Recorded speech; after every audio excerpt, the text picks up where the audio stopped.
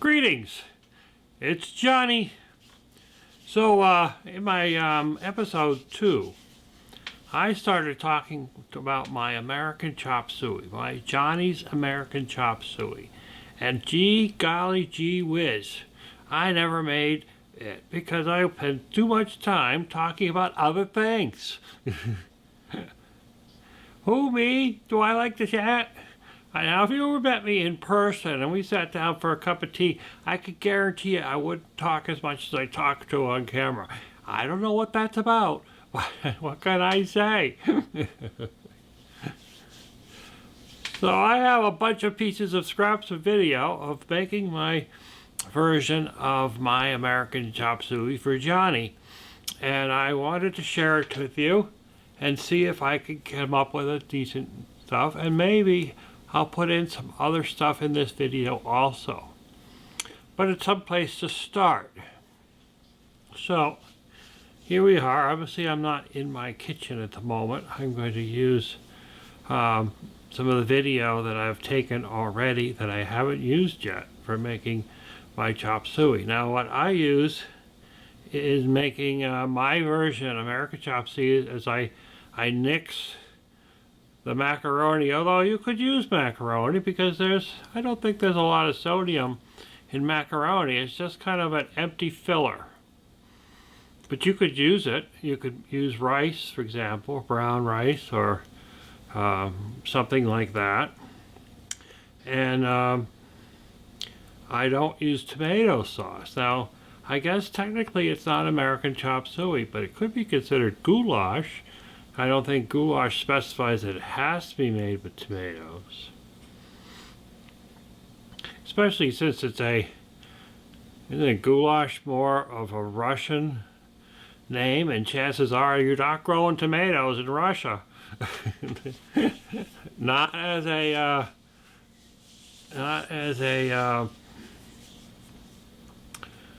natural thing. It'd be something that you'd have to have imported, right, to transplant them up there, which is basically how they got to the US, I imagine. People brought them over from Italy and Greece, the warmer climates, and then people propagated it across the country.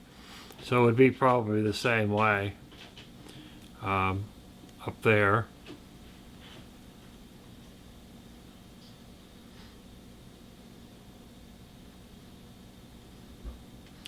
Well, if it'd be easy, I'd turn the camera around and show you what my cat's doing at the moment. But she's, we have the water dish in a big white bin so that when she splatters water around from the water dish, it doesn't go all over the house.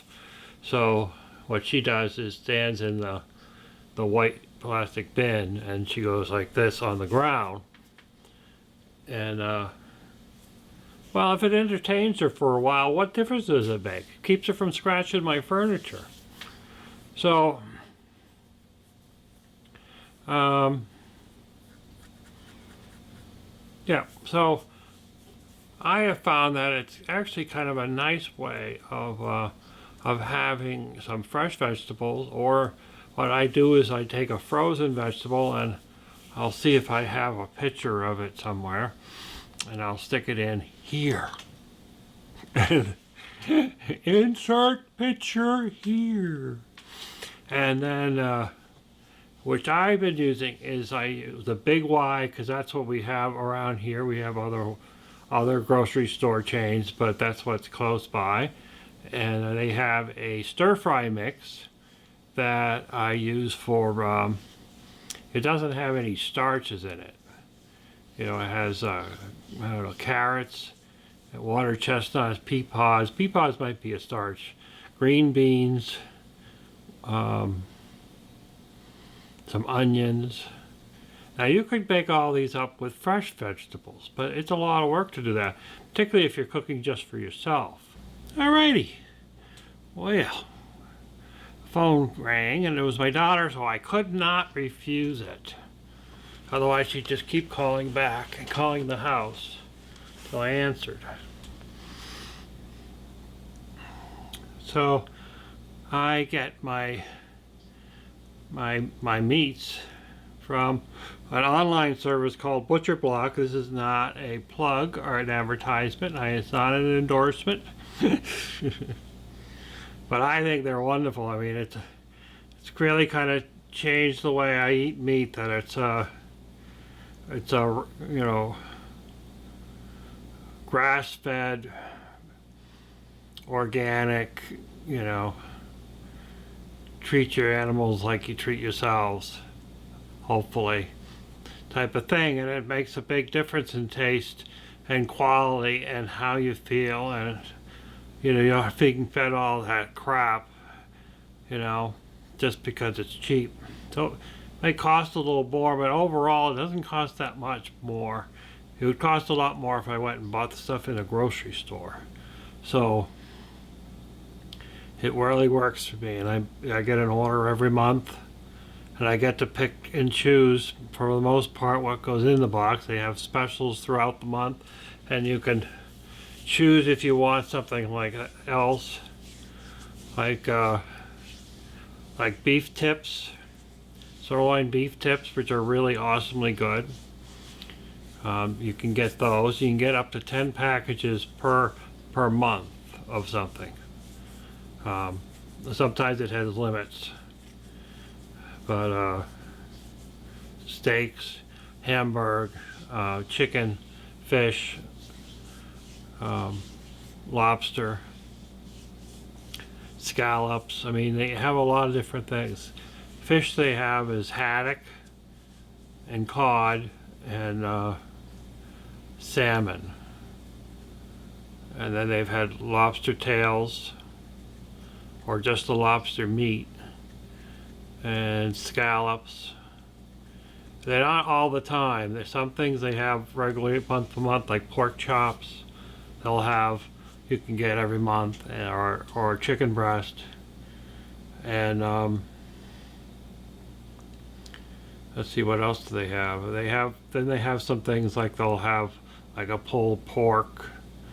And they have blockwurst, hot dogs, those kind of things. But a lot of those things are really high in salt. And every once in a while I convince myself I can have it, and then I go and look it up and I realize I can't have it. And sausage. So, and they have really good bacon. The bacon has less salt in it than you get from Oscar Mayer or Hormel, but it's still salt in it. I kind of wish that they didn't have to put so much bacon in, salt and bacon. But I think that's the part of buying it prepackaged versus maybe if you had a local butcher that actually make it themselves, they probably wouldn't need as much salt, because the salt is really used to draw the moisture out of the slab of meat. And it's only on the surface, but for some reason, by the time you get it in these prepackaged, they're pretty much intertwined with every slice. So, I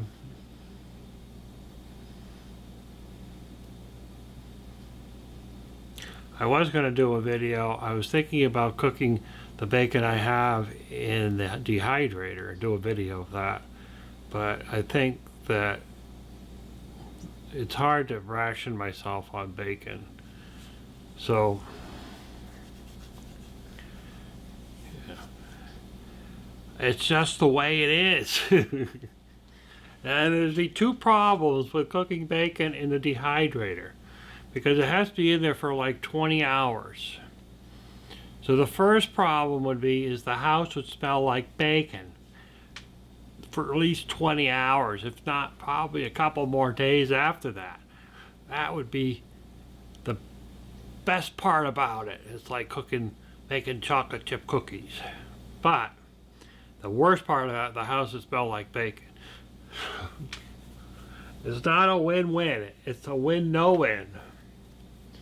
So I put the bacon back in the freezer for another time, and we will see what I do with that. I'm going to put some video together here, and hopefully it will work, and I'll probably do some narration of what I'm doing in the video of taking my organic range-fed Hamburger. It's a 1 pound package.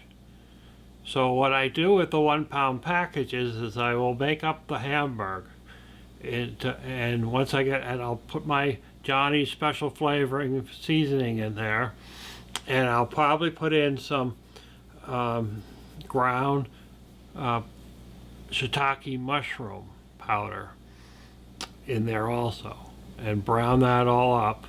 I'll divide that in half, so it's 1 pound, then it becomes 8 ounces ish. It's actually less than that because you're cooking it down. And then I'll divide that in 2 pieces and put half of it away for another meal. And then I'll take my stir fry vegetables and I'll put that in there in the pan and let them soften up, and then mix it all together. And between that and the seasoning and the olive oil, I mean, that's really all you need. The added bonus would be a couple of dollops of sour cream. That just makes it like an ice cream pie. Yeah, I have a strange sense of humor. Yeah, an ice cream pie. You know, you start giving up things like sodium and some sugar. You know, things that are just amazingly good, weren't very good a year ago, all of a sudden taste really good. And you start wondering, what can I do with that? So let's see what I can create on my 3rd cooking show with Johnny. Dee-dee-dee-dee-dee. Dee-dee-dee-dee. Alrighty, well, here's I'm cutting up some onion. And some fresh onion. I have a couple onions here. Unfortunately, one of them is spoiled. So after I finish cutting it up,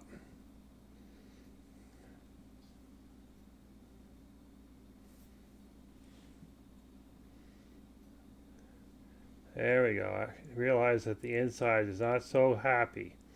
So into the trash it goes. I have a little bread bag hanging on the knobs of the silverware drawer. That way I can throw my trash away right there instead of to the trash barrel that's behind me.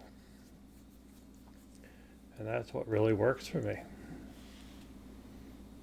So this is the Butcher Box Hamburger. It's 90% lean, and it's really tasty stuff. I've never really been happy with the taste of Hamburger, but this is really good. It's a range grass-fed beef, as organic as you can get grass to be. A little bit of a liberal amount of olive oil in the pan, and careful, John, don't cut your fingers. Careful. Careful, careful. Careful, careful, careful.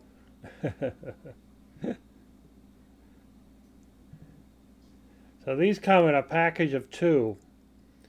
And so it's 2 pounds for, I don't know, I think it's $15. So what's that? $7.50 a pound. Sometimes they'll have a bison. And they also have a pork one, and they also have like a top sirloin, which is $18, I think. But as far as I'm concerned, it's good. They'll have a turkey too. So here goes in Johnny's special love potion, number 9. Not to be confused with the love guru. And then I also have a jar of shiitake mushroom powder. So they dry the shiitake and then they grind it up and they make it into a powder. And it's a way of getting the mushrooms, shiitake mushrooms, into the dish. I used to do this with my kids. I'd call it the magic potion. So they would eat mushrooms, because they wouldn't eat mushrooms if they thought there was a mushroom in there.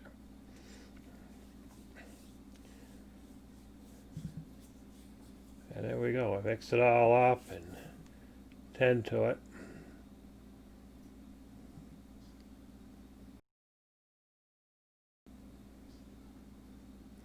It goes on the onions. The mix that I have, the stir fry mix, has onions in it. I just wish to add a little extra.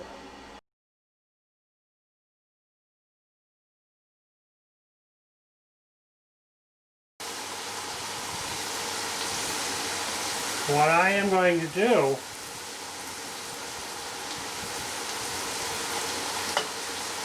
should have cut them down a little more, I guess.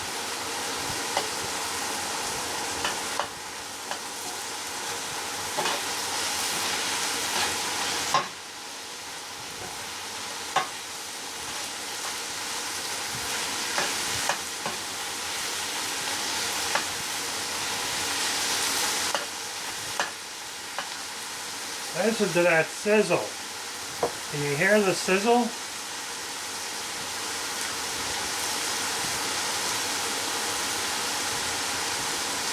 You can also hear my heat running in the background. And sorry guys, I'm not turning off the heat because it's a mere 20 degrees out.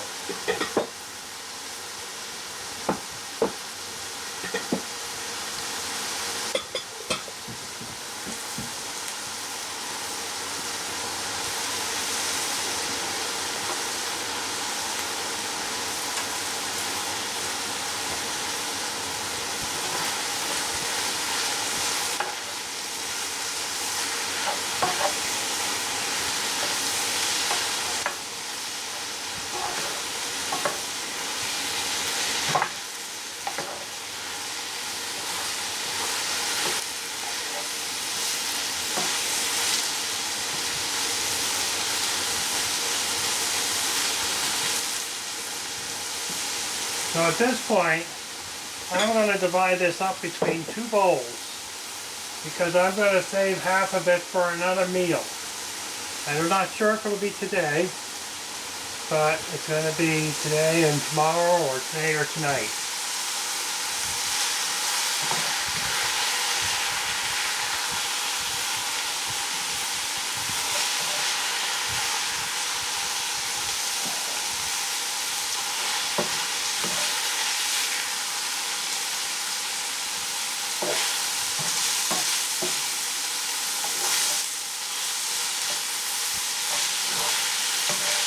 Maybe a little bit more.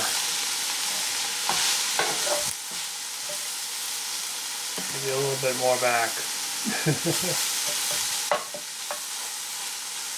There we go. Now,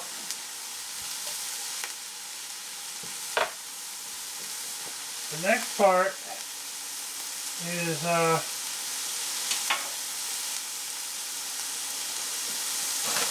up this bag.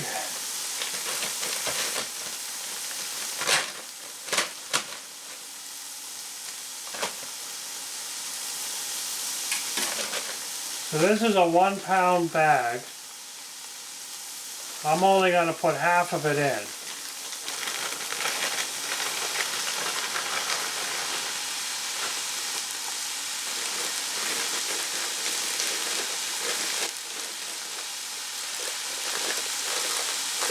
And I'm going to save the other half when I go to warm this up.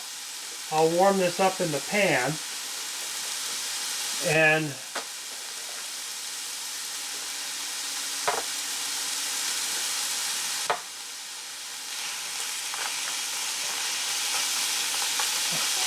then I'll saute the vegetables in the pan with the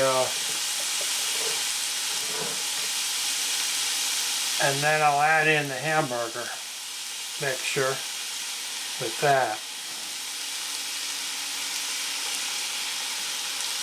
You won't find a microwave in this house.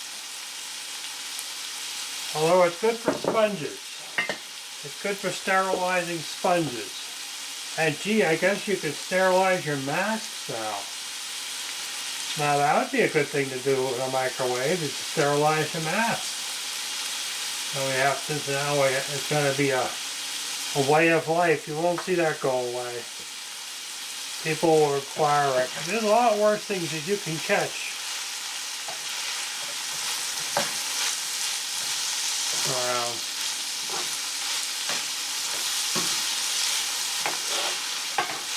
The sign will be changed to wearing shoes, t-shirts, and the minimum breast code masks will be added to it.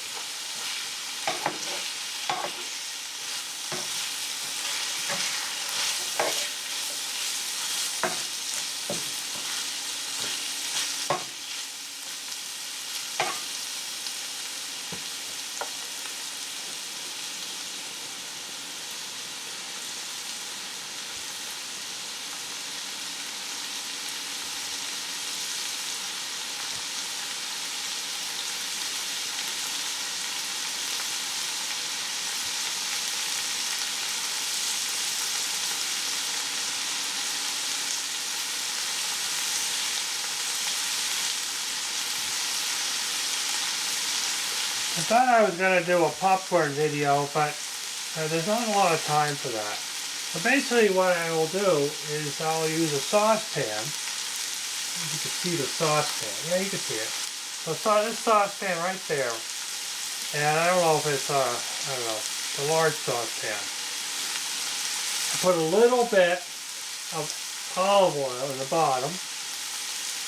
And then I put my popcorn in, and I put the cover on, of course, and I have it on a low heat, and or medium heat, and then I wait till it starts to pop. When it starts to pop, I put it down to low. Now I'm on a gas stove, so, you know, high, low, 3/4, quarters, there's not a lot of that. You got full blazing, which doesn't really make any difference. The medium is, you know, and then you've got low, and there are not really much difference between the two, but it works.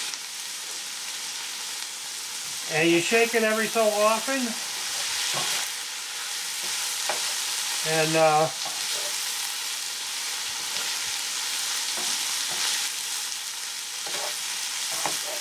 you just keep letting it pop, and then you put it in a bowl. And tell you the truth, with the olive oil, you don't really need the butter. If you're a sadistic butter lover like I am, then you're going to probably want a little bit of butter. But you don't have to put salt on it. Some other variations are is you can sprinkle some sugar on it after you put the butter on it. You can also sprinkle cinnamon on it after you put the butter on it, and you'll get a buttery cinnamon taste. Or the sugar is kind of like kettle popcorn. And, you know, obviously I don't do a lot of sugar on it anymore, but, you know, it was kind of a gradual thing. Some things you just can't do abruptly and stop things. You have to kind of wean yourself off of it. It's the same thing with salt. I'm very content eating foods that doesn't have a lot of salt in it. But it took a long way to get to this point. Yeah, I do crave cheese doodles daily, and but they're not in the house. If I really was desperate, I could put salt on my popcorn. But you know, the health benefits of not doing that far outweigh.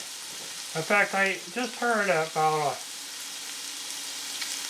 a TV personality that I was watching. Actually, it's on The Blaze. I don't know if you ever watched them.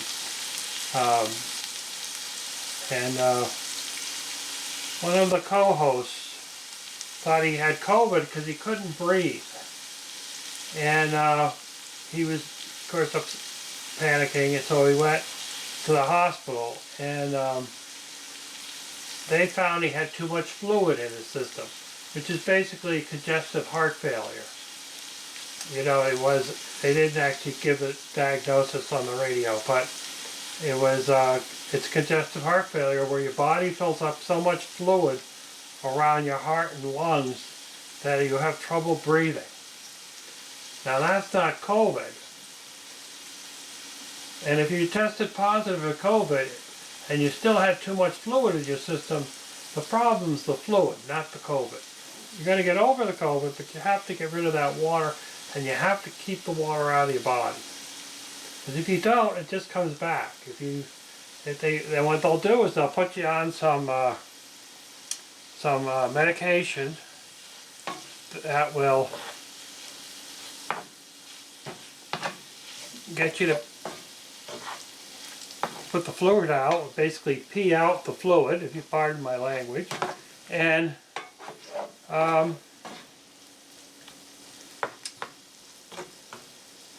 they'll try to get you down to something reasonable that they can send you home with. But if you don't go on a low salt diet or a salt-free diet, it's just going to build up again in your system. Once you've reached that point that your kidneys can't extract that salt out of your system and flush it out, you're going to have to give up the salt. So I'm going to put a couple of liberal tablespoons. I hope that you're enjoying my series on cooking. This is my third show, but there were a number of other shows before that. There was Are You Practicing Safe Salt? That's a good video. Spent a lot of time on that, talking about the injuries. There's a couple of them there of my latest adventures to the hospital because of having too much salt. So what salt does is it helps you retain fluid. And if you're working out outside, then maybe that's a good thing, but I think you're better off eating things with potassium in it, because then you at least get that mineral, and it will help you on hot days when it's, but salt, it will retain fluid. And you may not be able to get rid of it all that easy, depending on how well everything is working inside. Just like your car. If your car is not working well inside, things also go wrong. So, by the way, did you notice anything rather different about me from the last video? Just asking. So, until next time, and see what else is cooking in Johnny's kitchen. Ta-ta.